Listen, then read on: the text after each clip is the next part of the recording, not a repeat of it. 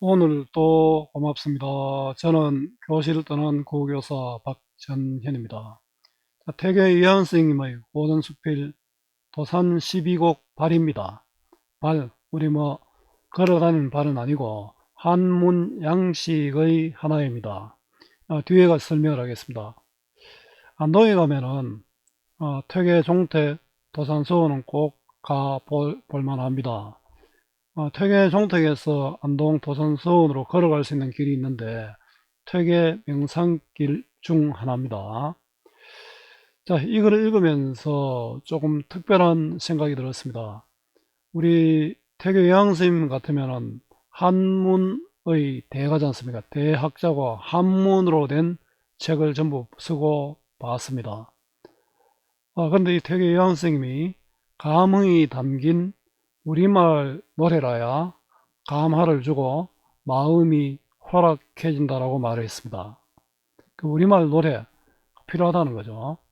뒤에 가서 또 김만정과 함 연결해서 또 이야기를 한번 해보겠습니다. 자, 도움되는 자료 만들어 보겠습니다. 구독, 공감 부탁합니다. 길잡이입니다.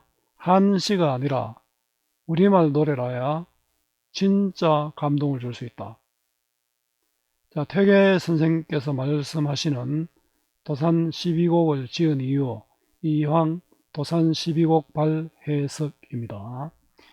이황이 자신의 시조 도산 12곡을 지은 이유와 우리 가요에 대한 생각을 적은 글입니다. 자기가 지은 이유는 좋은데 우리 가요에 대한 생각이 있다는 게 좀 특별했습니다. 자, 읊을 수 있는 한시지만 노래를 부를 수는 없다. 감흥이 담긴 노래는 우리말이어야 하는데 우리말 노래를 찾았으나 선비들이 지은 한림별공유는 방탕하여 군자에게 맞지 않았다. 그래서 온유돈후는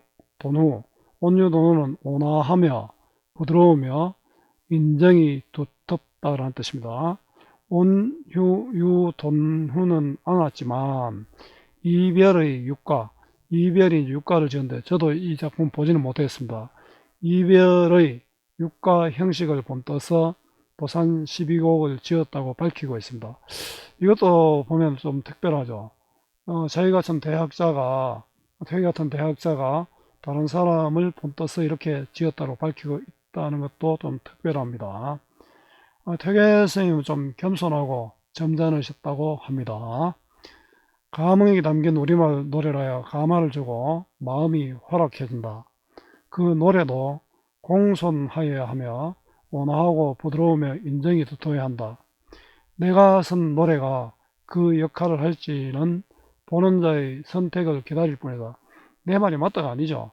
내 이 노래도 그 보는 사람이 선택해야 될 수 있다. 자, 한문의 대가인 퇴계 선생의 말씀에서 큰 학자의 겸손함을 배우게 됩니다. 자, 함께 읽으면 좋은 작품, 이왕 도산 12곡은 반드시 읽어야 되겠죠.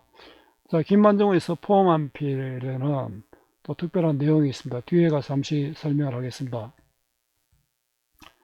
자, 수능 내신 국어 공부 잘 하는 방법입니다. 국어는 외우는 것 아니라 원리를 이해하는 것입니다. 따라서 본문 중심 공부 필요합니다. 이미 정해진 문제 유형은 2년쯤 기출 수능 학평으로 충분합니다. 문제답 해설하는 수업 10시간 듣는 것보다 스스로 한 편 본문 정리하고 문제 풀어 봐야 합니다. 100편 문제 푸는 것보다 10편 본문 정확하게 공부해야 합니다. 요약시 보고 문제만 푸는 공부는 실패합니다. 국어는 정답을 찾는 것이 아니라 주어진 지문, 문제, 답지, 외적 증거, 자, 외적 증거 보기로 된 상황 파악하고 가장 알맞은 답, 최적 답을 찾는 것입니다. 교과서 습득 수완, 본문 중심 학습으로 문장을 이해할 수 있는 능력을 키워야 합니다. 문제는 제대로 된 자료입니다. 제대로 도움됩니다. 자, 이해의 배경입니다. 자, 이 글은 퇴계 이항이 지은 연시조 도산 12곡의 발문. 발문은 책의 끝에 붙는 글입니다. 이황이 도산 12곡을 짓게 된 연유와 우리 시간에 대한 비평을 담고 있습니다. 특히 이 글을 통해 이전의 우리 시가 문학을 비판하고 온유도누한,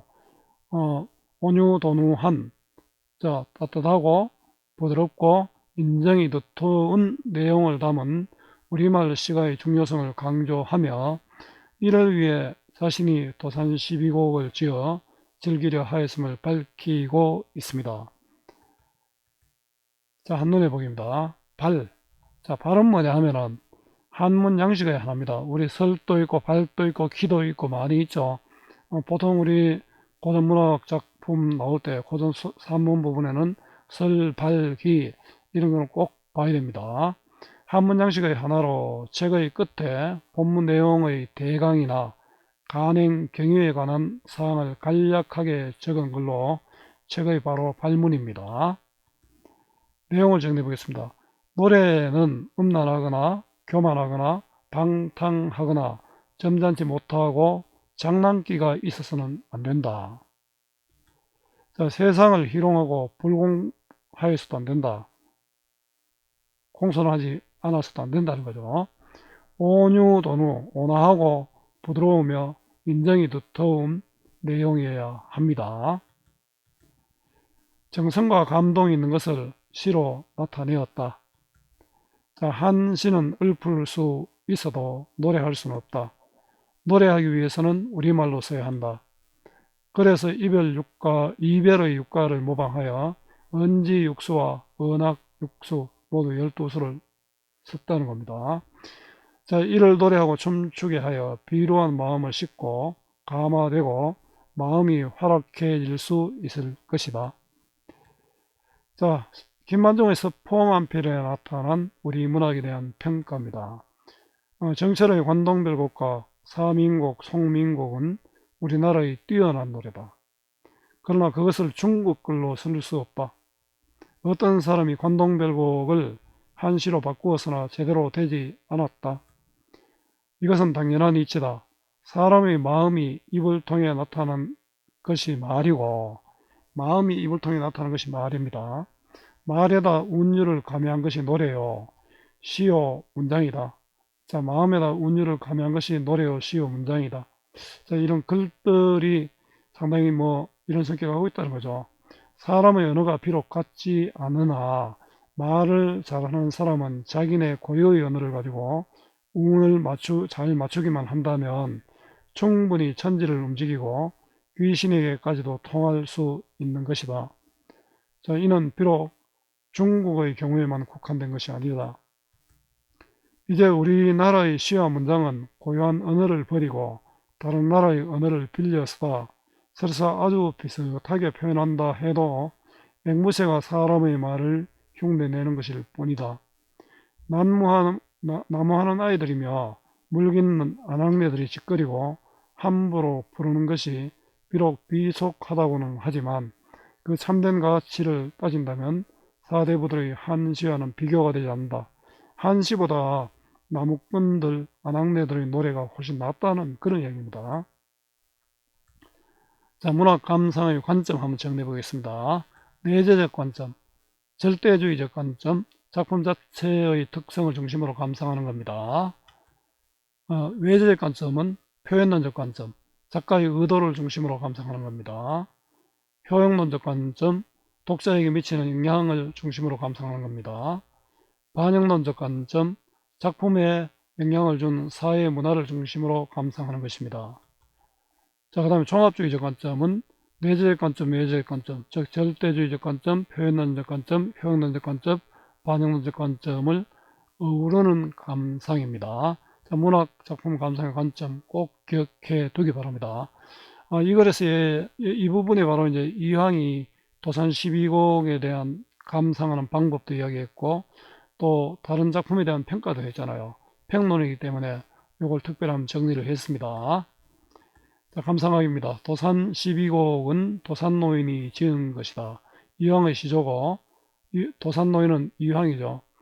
노인이 이 노래 도선 12곡입니다. 두 노래가 이거 지은 것은 무엇 때문인가? 자, 우리 동방의 노래 대부분 음라에 좋게 만족할 것이 없다. 자, 동방의 노래는 우리나라 노래고요. 그럼 무엇 때문인가 하고 답을 하고 있잖아요. 자문자답의 형식으로 우리나라 노래에 대한 비판적, 부정적 인식을 보여줍니다. 한림별곡과 같은 유는 글하는 사람의 입에서 나왔으나, 자, 한림별곡과 같은 유는 이건 경기체가 등을 말합니다. 그러한 사람은 바로 신흥사대부입니다. 근데 교만하고 방탕하고 겸하여 점잖지 못하고 장난기가 있어 군자가 숭상해야 할 바는 아니다. 한림별곡에 대한 부정적 평가를 얘기하고 있죠. 교만하면 안 되고 방탕하면 안 되고 점잖지 않으면 안 되고 장난기 있어서는 안 되고 그러므로 군자가 따라야 할 것은 아니다. 오직 근세 이별의 유가, 이별이란 사람이 유가를 지었답니다. 자, 이별의 연시조 장육당육가라는데 이 시조는 이렇답니다. 어려운 시대 상황에서 세상을 떠나 응가하는 선비의 관점에서 세상의 모순과 부조리를 질타하는 풍자적 내용입니다. 자, 이런 노래인데 이 시조는 저도 아직 못 봤습니다. 세상에 성대하게 전하니 오히려 그것이 이보다는 한림별곡유보다 좋다고 하나 그래도 세상을 또 희롱하고 불공한 뜻, 불공은 공손하지 않다는 거죠. 온유, 돈유 여러분 나오죠. 온화하고 부드러우며 인정이 두터운 내용이 적은 것을 애석하게 여긴다. 이별의 유가에 대해서 평가를 하고 있죠. 이게 비평입니다. 그죠? 애석하다는 안타깝게 여긴다. 그래도 한림별곡유보다는 좋아가 내가 그것을 본떠서 지었다. 자, 이별 유가에 대한 비판적 평가가 나타나 있습니다. 이거는 문학평론이라 할 수 있겠죠. 자, 이전의 우리 시가에 대한 비판입니다. 평가입니다. 노인은 평소 음률은 음악이죠. 음률을 알지 못하나 그래도 세속의 음악은 듣기를 싫어했다. 음악도 잘 모르는데 세속의 음악은 좋아하지도 않았다. 저도 좀 이렇습니다. 원래 음치라서 그런데 그 음악을 별로 안 좋아합니다. 한가히 살면서 병을 돌보는 여가에 자 벼슬에서 물러난 사대부의 삶이죠. 그 정성의 감동, 마음에 느끼는 감동이죠. 마음에 느끼는 감동이 있는 것을 시로 썼다. 시로 나타내었다. 그러나 지금의 시는 한시, 근체시, 그 한시를 정리하면 근체시를 대부분 말하는데요. 이전 시는 고체시라 합니다. 오온절구, 칠원절구, 또 오온율시인데 잘못 썼네요. 오온율시, 칠원배율 이런 등이 있습니다. 오온절구, 절구는 4구절로 되어 있고 율시는 8구절로 되어 있고 배율은 10행 이상입니다. 뭐 이런 건 몰라도 됩니다. 나올 땐 반드시 보기가 좋아집니다. 시로 나타내었다. 자, 벼슬에서 물러난 사대부의 삶을 살면서 마음에 느끼는 감동을 시로 썼습니다. 자, 지금의 시는 옛날의 시와는 달라 경기체가 고려가요 등이죠. 읊을 수는 있는데 노래는 하지 못한다. 왜? 우리말이 아니기 때문이죠. 한시의 한계입니다. 그래서 노래가 필요하다는 거죠. 만약 노래하려고 하면 반드시 시속말은 사람들이 쓰는 말, 우리말입니다. 대개 나라 풍속이 그렇게 하지 않을 수가 없다. 나라 풍속은 우리말로 써야 한다. 자, 국문시가 의미와 가치를 평가하고 있죠. 서포 김만중과 관련성이 있죠. 그래서 내가 일찍이 이 시의 노래, 이별의 유가죠. 모방하여 도산육곡이라는 것을 지은 것이니 둘이니 하나는 이제 언지 자연을 벗어면서 뜻을 세우는 삶입니다. 또 뜻을 말하며 또 하나는 학문 수양의 즐거움과 자십니다. 이렇게 이제 12수를 지었습니다. 도산 12곡을 지은 과정과 내용을 이렇게 적었습니다. 과정은 이랬다, 내용은 이랬다. 자, 그 이별의 노래를 본떠서 이런 내용, 언지와 언학을 지었다. 이 노래를 아이들로 하여금 조석으로 익혀서 노래하게 하여, 자, 아이들로, 조석은 아침 저녁이죠. 안석에 기대어 듣기도 하고, 안석은 방석에 기대어 듣기도 하고, 또는 아이들이 스스로 노래하고 춤추고 뛰기도 하게 한다면 비루한 마음, 더러운 마음을 씻어버리고 감화, 감정이 바뀌어서 감정이 깨끗해져서 분발하고 마음이 활락해져서 평화롭고 즐거워 노래하는 자와 듣는 자가 서로 유익함이 있을 것이라 본다. 노래가 이런 도움 될 거다. 자, 문학은 독자에게 영향을 미친다. 이거는 독자를 중시하면 효용론적 관점이죠. 자, 도산 12곡을 지은 까닭, 도산이 생각하는 바람직한 문학의 역할, 마음을 깨끗이 하고 감화를 받고 평화롭고 즐겁게 지내는 게 문학의 역할이라고 이야기했습니다. 우리말 시가의 중요성과 도산 12곡 창작의 이유입니다. 그런 나의 처신이 잠옷 세상과 맞지 않으니 조선전기 양반은 주로 한시를 썼지 않습니까? 근데 뭐 선비가 이름을 쓰니까 요거도 물 수도 있다는 거죠. 한가한 일, 우리말 시를 짓는 일이 혹시나 말썽을 일으키는 단서가 될는지 알 수 없고, 이 곡조의 노래, 곡조에 들어가면 음절에 화합할지 그렇지 않을지는 스스로 믿지 못하기 때문에 이 곡조가 노래 곡조에 들어가면 또 음절에 내가 음악을 잘 모른다 했잖아요. 말한 거 연결돼서 그래서 나도 믿지 못하기 때문에 당분간 한 불을 써서 상자에 넣어두고 때때로 내가 스스로 반성해 보고 또 훗날에 열람해 보는 자의 취사 선택을 기다릴 뿐이다. 이 부분이 굉장히 공손하죠. 읽은 사람의 반응을 기다려 보겠다. 대학자의 겸손함이 나타납니다. 우리 옛날 사람들은 글을 쓸 때 자기가 언제 어느 날 썼다라는 것을 밝힙니다. 가정년 을축 늦봄 16일 도산 노인이 쓴다. 자, 글을 쓴 날짜입니다. 도산 12곡에 대한 반응을 신중히 기다리고 있습니다.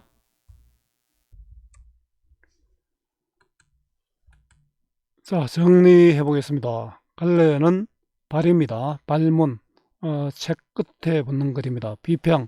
자, 문학 작품에 대한 생각을 밝힌 글이기 때문에 비평이고 또 평론이라고 할 수 있습니다. 자, 비평적이고 또 객관적이고 또 분석적이죠. 주제는 도산 12곡을 지은 이유와 우리말 시가의 중요성, 또 도산 12곡을 지은 이유와 감회라고 할 수 있습니다. 특징입니다. 자문자답의 형식으로 우리나라 노래에 대한 비판적 부정적 인식을 보여줍니다. 문학의 가치에 대한 견해를 평론적 관점에서 서술했습니다. 자신을 객관화하여 노인이라 했잖아요. 객관적인 입장에서 서술하고 있습니다. 자, 바람직한 노래에 대한 자기 생각을 드러내고 있고요. 문학이 독자에게 미치는 영향을 중시하는 효용론적 관점이 드러납니다. 또 뭐 작가의 입장에서 이래 지었다라는 걸 보니까 그건 또 표현론적 관점으로 볼 수도 있겠죠. 우리말 문학에 대한 주체적 인식이 드러납니다. 자, 위 서포만필 내용과 함께 확인해 보면 좋습니다. 자, 수고 많았습니다. 제가 살아있는 한 좋은 자료로 보답하겠습니다. 어디서나 검색은 박전현입니다.